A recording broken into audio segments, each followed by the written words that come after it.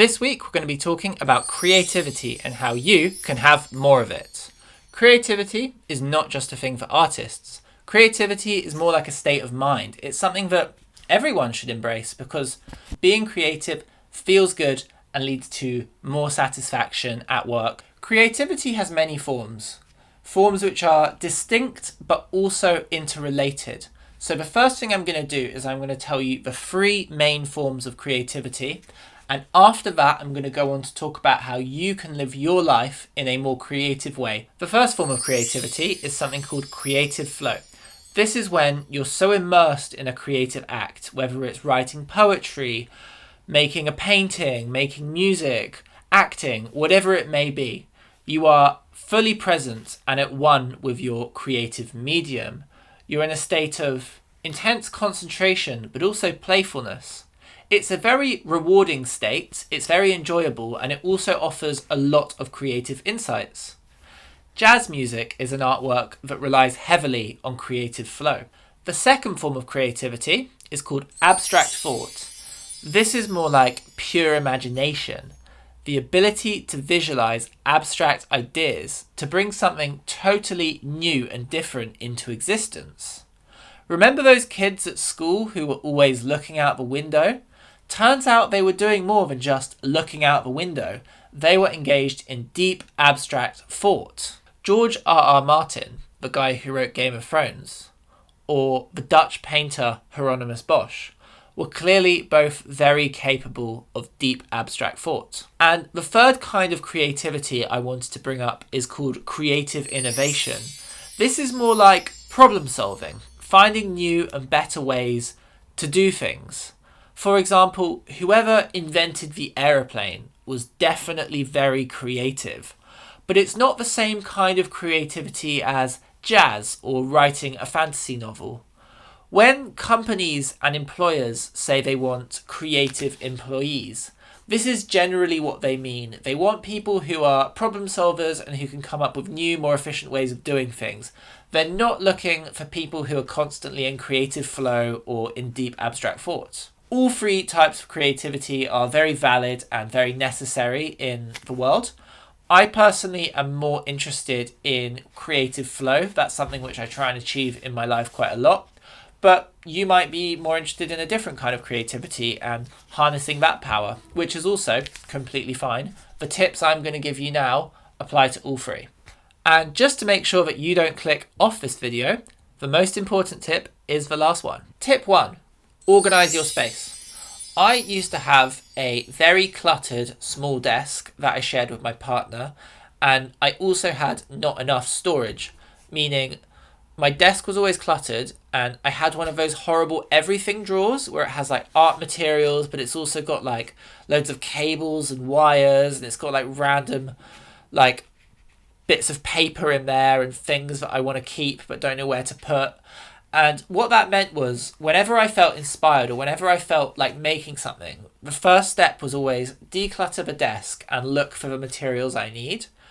And I found that was actually blocking me creatively because instead of being able to sit down and make, step 1 was always declutter the desk, create some space, look for the things I need. So a few months ago, with some encouragement from my partner, I invested in a brand new desk and some more drawers.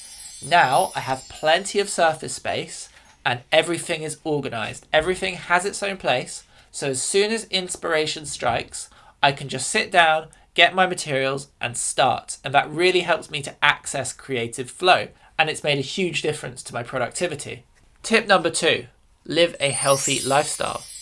Creativity is a really hard thing to master. It requires a lot of hard work, discipline and commitment.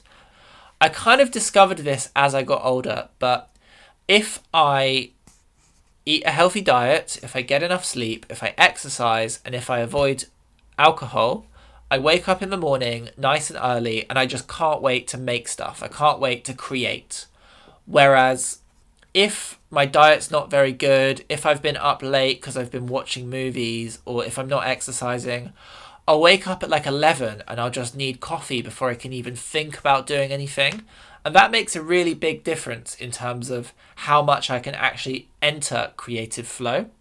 Also, there seems to be this stereotype in Western culture of creatives who consume a lot of alcohol, and that is part of their creativity, and that's part of the reason why they're so creative. Personally, I think that's a myth, and I think it's quite a damaging myth. I just can't really understand how alcohol would make you more creative, especially in the long run, because creativity also requires a clear mind. That's why it's really important, like, if you can, I really struggle with this, but like to meditate or to go for walks in nature or to sit down and do nothing, because often that's how you enter the deep abstract thought zone, and that's where the best ideas come from.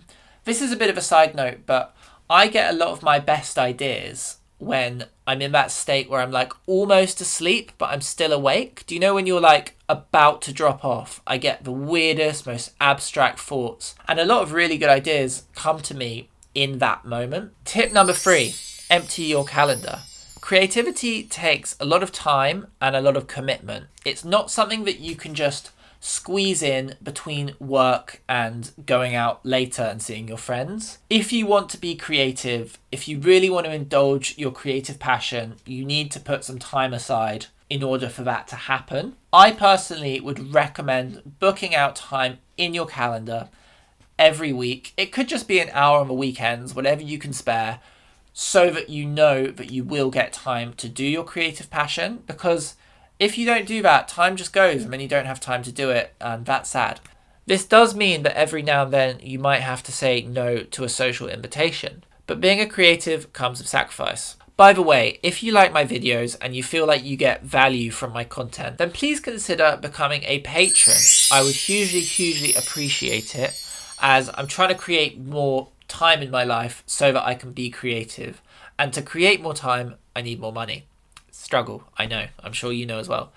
Anyway, if you can afford to be a patron, I would hugely appreciate it. If that's not something you can afford, don't worry about it. I would hugely appreciate it if you could subscribe, like this video, watch it till the end, and just watch my content. That is a huge way that you can support me. Tip number 4, get inspired. Go to an exhibition, watch a foreign film, listen to some new music, read a fiction book. I find that just by immersing myself in the world of great art, it makes me want to develop my own artistry more. It puts me in a good mood. I guess that's what being inspired is. But I feel like it's cool because like I can listen to a great album and it will make me want to make better YouTube videos. Just the simple process of seeing other people achieve artistic mastery makes me want to strive for artistic mastery. It doesn't have to be in the same medium. It can be like I watch a film or a TV series that's really good and that makes me want to do a painting. Great art inspires great art, and so the more great art you can see, the more great art you will make. Tip number 5, and personally I think this is the most important tip, is to enjoy the process. This is a classic piece of advice and you've probably all heard it before, but I do think it's solid advice. If you're just making art for the validations, for the likes, for the money, you're probably not going to be able to access creative flow, and that will really block your ability to do your best creative work. When you see a great piece of art, either a musician or an artist or an actor who's at their best, they aren't thinking about anything except what they're doing in that moment, because they're in flow state, they're being fully present, and you can also kind of tell that they're enjoying themselves. And that's because being creative is enjoyable. It should be enjoyable. And like that's kind of why people create, isn't it? So that we can get lost in the act of creating, which is really fun and really rewarding. So you might as well embrace it, because if you're only thinking about the end result, you're going to lose the magic. Thank you so much for watching this video all the way through, and thank you very much for all your support. Hope you enjoyed this video, and see you next week.